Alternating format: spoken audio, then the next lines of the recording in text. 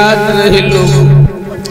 श्री सुखदेव जी बोले, हे उत्तरानंदन, रानी ने जवाब दिया, जो रूखा सूखा खाने को दोगी मैं खाऊंगी, जैसे तुम रखोगी वैसे मैं रहूंगी, कभी तुमसे कुछ नहीं कहूंगी, तुम्हारे बच्चे को खिलाऊंगी, लेकिन मेरे घर को छोड़ के न जाऊंगी।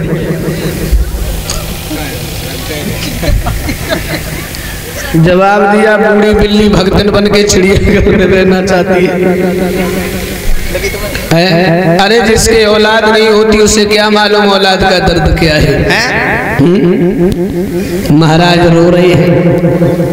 सुरसी बोली, तुम्हें इसका ज्यादा तरस आ रहा है तो कोई बात नहीं, रह सकती है, लेकिन मेरी 2 शर्तें हैं। बोले मंजूर है।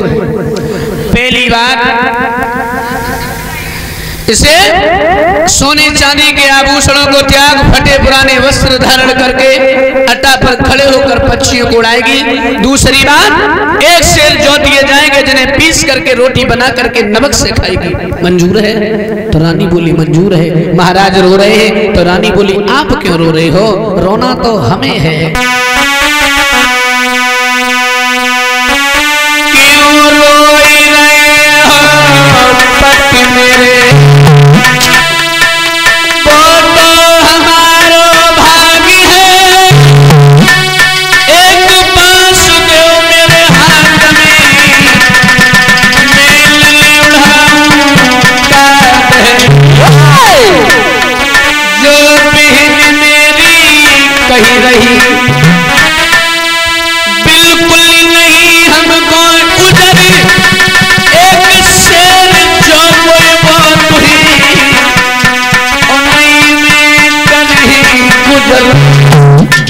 मुझे हर बात मंजूर है भाई बली। पोशाक जड़ेऊ साजी उतारू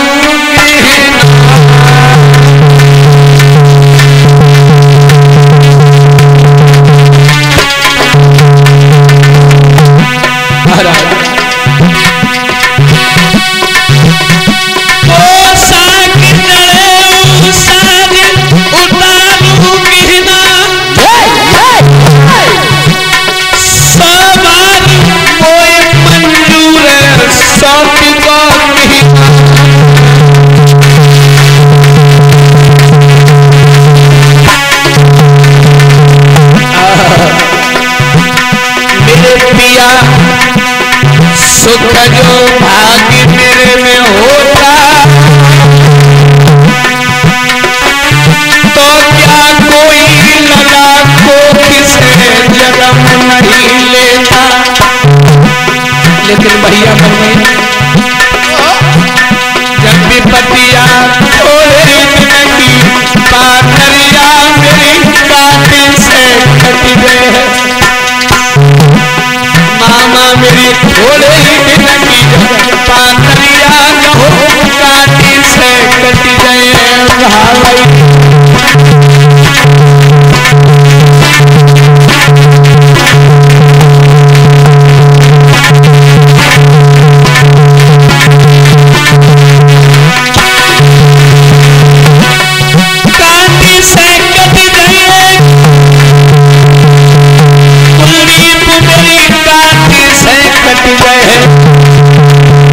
मेरी भावई थोड़ी पाथरिया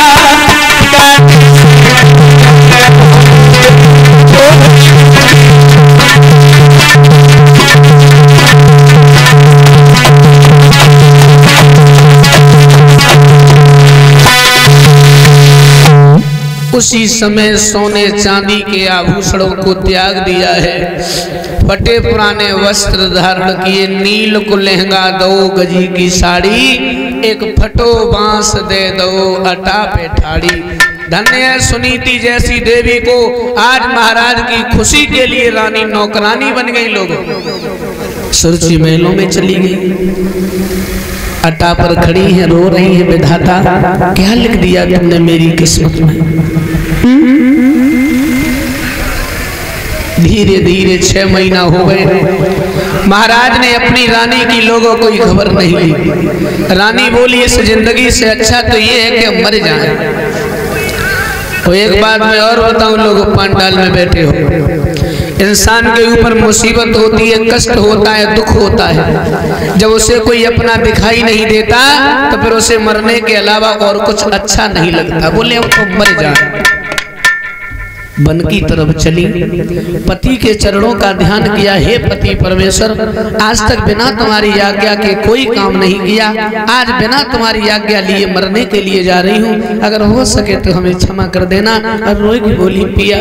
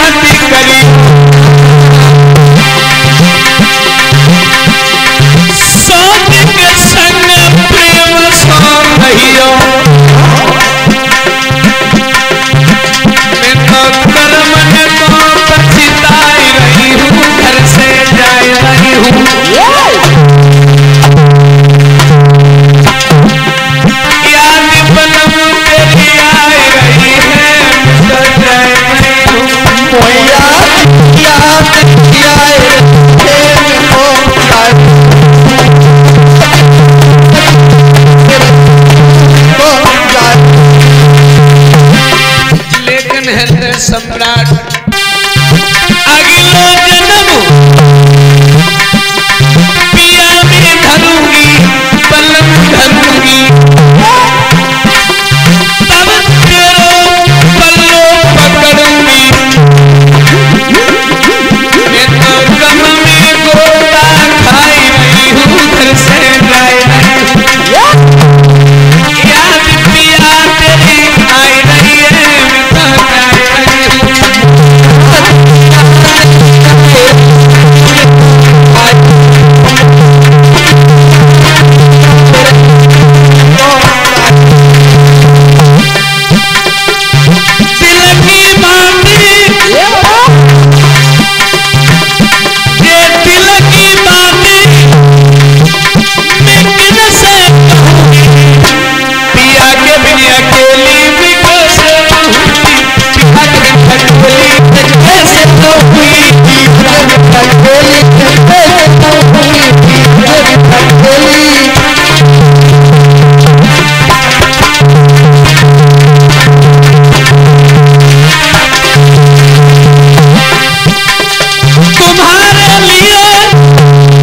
मैं तो जिंदगी को बर्बाद कर लिया महाराज, लेकिन तुम बड़े कठोर निकले।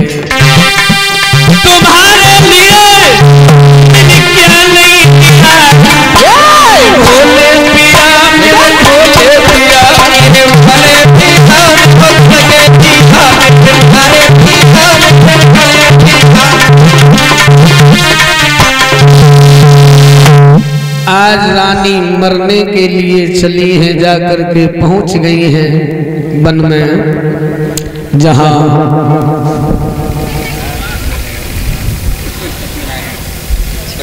उस बीहड़ वन में जब जाकर सुनीति पहुंची है, जवाब दिया आज मैं अपनी इस जीवन लीला को ही खत्म कर लूंगी। भाई बलजीत सुनीति रोई रही वन में, करी करी समय अपने किया,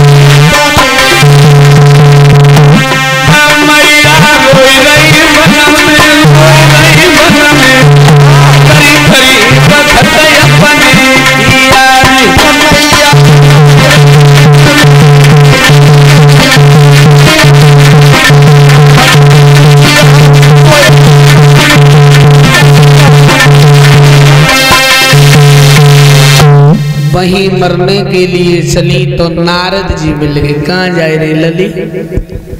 मरने के लिए आई हूँ। क्यों? आत्महत्या से बढ़कर के कोई पाप नहीं होता समझी, और तुम यहाँ मरने आई हो। जवाब दिया इस जिंदगी से मैं करूंगी भी क्या? क्या मतलब? जवाब दिया है प्रभु ने हमें कोई संतान नहीं दी, इस दुख में मरने आई। नारद बोले पागल हो, एक पुत्र की चाह के लिए तुम इस वन में मरने के लिए चली आई लड़की। आत्महत्या से बड़ा कोई पाप नहीं होता समझी। देव ऋषि नारद ने कलाई पकड़ी और हस्तरेखा देखी। जवाब दो, पागल हुई हो क्या बिटिया? तुम्हारी जिंदगी में तो खुशियां आने वाली हैं। क्या मतलब? तेरे उधर से बड़ा सुंदर सा बेटा जन्म लेगा। बाबा जी बोले हाँ, ये मैं नहीं, और क्या? ये तेरी रेखा बता रही है। और क्या? तेरी मस्तक की रेखा बता रही है। अरे राजकुमारी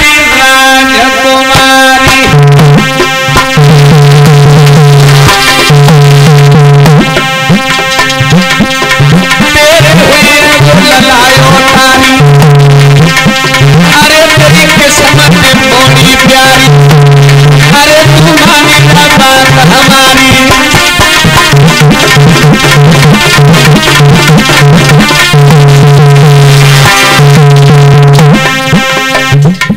लली जाओ घर जाओ, तेरी गोदी में लौआ जाएगा लौट जाइए, तेरा सूखो बाग हरे जाएगा लाडो बन जाइए।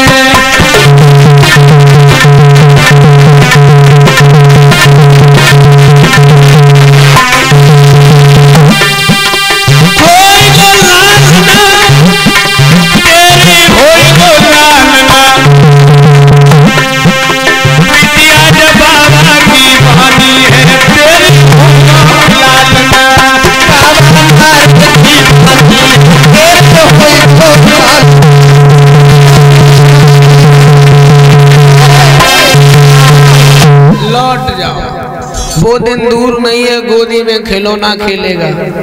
जवाब दो रानी ने, बाबा जी हम तो जय जानते थे, गृहस्थ लोग झूठ बोलते हैं, महात्मा लोग तो बहुत झूठा होता है। 6 महीना हो गए हमने पति को देखा नहीं है, तुम कह रहे खिलौना खेलेगा। जवाब दो 6 महीना तो ये कोई जिंदगी तो निकल लेगी, 1 महीना और इंतजार कर ले। अगर पति से मुलाकात हो जाए तो ठीक है, और न हुए तो वही हो जाए, वन में मर जाइए, हो कि बचाने नहीं आएंगे। बेटी विश्वास करो, विश्वास में भगवान होता है, और भगवान ने भी कहा है कि मोर वचन चाहे पर जाए फीका, और संत वचन पत्थर पीलीका। संत झूठ नहीं बोलती, विश्वास करो। विश्वास हो गया, लौट के घर आई, गुणगान करती परमात्मा। कौन दिन होगा मेरी गोदी में वो खिलौना खेलेगा। हे विष्णु भगवान और रखते तुम भक्तन को, अरे प्रभु तेरी लीला, प्रभु तेरी लीला अजब है निराली, लाज राखो।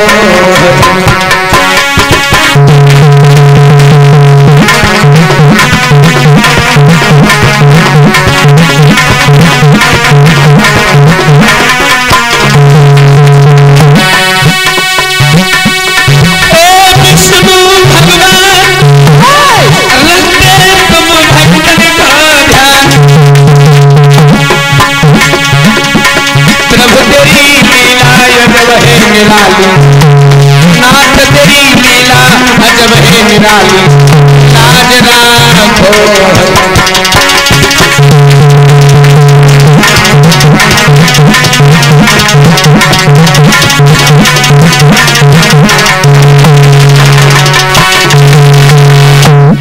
धीरे धीरे समय बीता।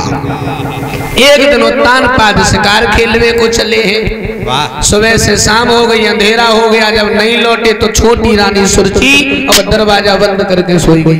अरे जब रात को लौट के आए, महारानी, महारानी सुरची दरवाजा खोलो। अब बहुवन हो तो खोले वो तो सोई है सोई है सोई है।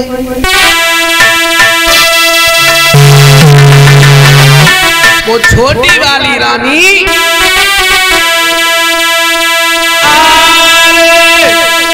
सुख नींद में सोई छोटी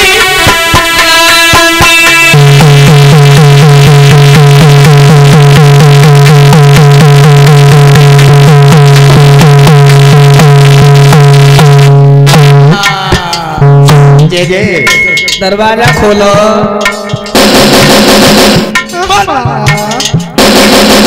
महारानी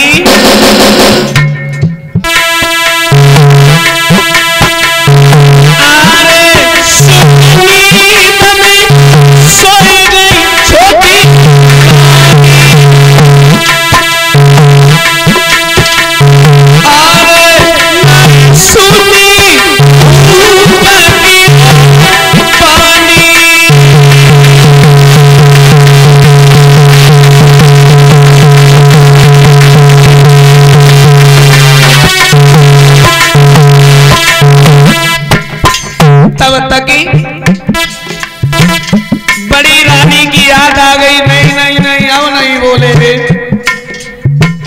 अब तो मैं अपनी बड़ी रानी के यहाँ जाएंगे। अब यहाँ बिल्कुल नहीं बोल, बिना आवाज करे धीरज से चल रहे। अरे बड़ी ख्याल बड़ी को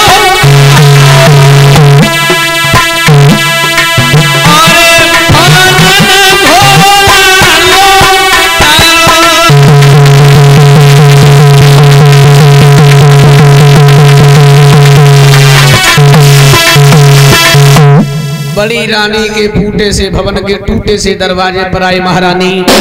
मैया पहली आवाज में उठ के बैठ गई, क्योंकि दुख में नींद नहीं आती है।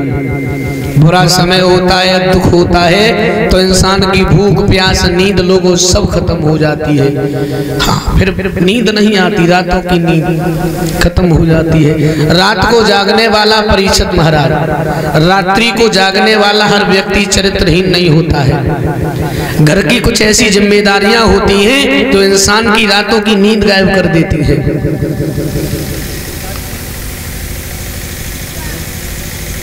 नींद नहीं आई, उठ के बैठ गई, लेकिन डर के मारे दरवाजा ना खोलो। बोले 6 महीना बाद आए हैं और सो आधी रात। इसका मतलब ये है कि हमारी सौत ने हमें मारने के लिए भेजा है। महाराज काफी देर खड़े रहे, हर लोगों डर के मैं द्वार नहीं खोलूं। महाराज बोले रानी क्या तुम भी सो गई? मैं सारे दिन शिकार खेलता रहा। छोटी रानी दरवाजा बंद करके सो गई। रानी मैं बहुत थका हुआ, मुझे भूख लगी है। हाय लोगों तुरंत दरवाजा खोल दो, शरण स्पर्श करे पिया। आज 6 महीना बाद हमारी याद आई है, मैंने क्या गलत किया तुम्हारे साथ? महाराज बोले रानी मेरे ऊपर दोष न लगाओ, मैंने तुम्हें बहुत समझाया लेकिन तुमने मेरी एक नहीं मानी। मैंने मना किया था ना, मैंने तुम्हें बहुत रोका कि मेरी दूसरी शादी न करवाओ, लेकिन तुमने मेरी जिंदगी खराब करवा दी। तुमने अकेले याद रहे लोगों अंगुलियां पकड़ी, जवाब दो वही हो सोई हो घरे तो चलो। और क्या अंगुलियां पकड़ी लोगों लेके चले। भारी समय हार रोन लगती है, तुरंत हंसन लगती है।